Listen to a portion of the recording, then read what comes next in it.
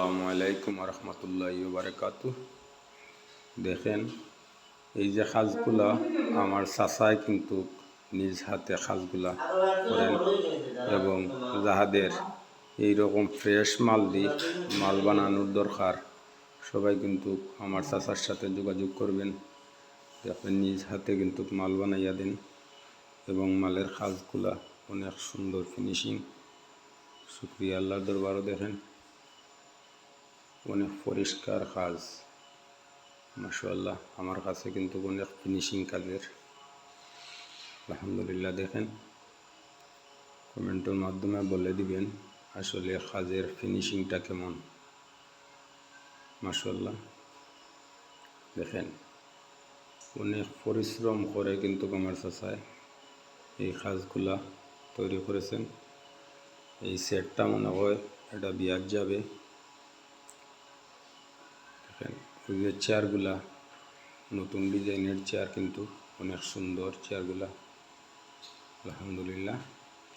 এটা কিন্তু আলনা ডাইনিং টেবিল।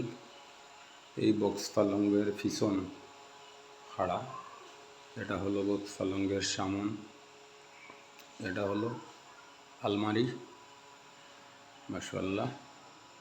এটা হলো বক্স পালঙ্গের বক্স ড্রেসিং টেবিল। এই দেখেন ক্যাবিনেটটা আসলে অনেক সুন্দর, অসাধারণ। এগুলো হলো টুল, মাশাআল্লাহ। দেখেন সোফা বাইরে তোয়া, দেখেন সোফা তোয়া, আলহামদুলিল্লাহ।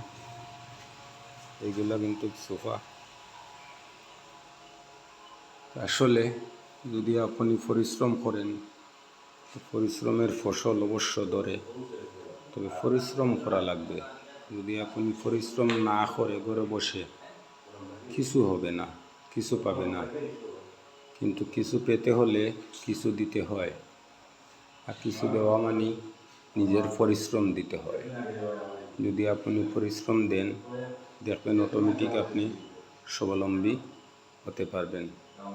যদি আপনি ঘরে বসে থাকেন তাহলে কোনো ফায়দা লুটতে পারবেন না। ফায়দা লুটতে হলে আপনি পরিশ্রম করা লাগবে। আসলে আমি আসছিলাম কিন্তু আমার চাচার বাড়িতে, আসার পরে আমার চাচাই বলরা, চাচা একটা ভিডিও করো তোমার মোবাইল দিয়ে, করলে মনে হয় আমার ফায়দা হইব। তো আমি জানি না, আমি গুনাহগার মানুষ, আমার মোবাইল দিয়ে ভিডিও করলে কিভাবে বেটার ফায়দা হবে এটা আপনারা বলে দিবেন এবং চেষ্টা করবেন বেটার একটু উপকার করার জন্য। ভিডিওটা শেয়ার দিবেন, কমেন্ট দিবেন, ছড়িয়ে দিবেন। ভালো থাকেন, সুস্থ থাকেন। আপনার আমার দেখার কারণে যদি একজন গরিবর উপকার হয় তাহলে ভিডিওটা ছড়িয়ে দিবেন। আল্লাহ হাফিজ, ভালো থাকেন, সুস্থ থাকেন, খুদা হাফিজ।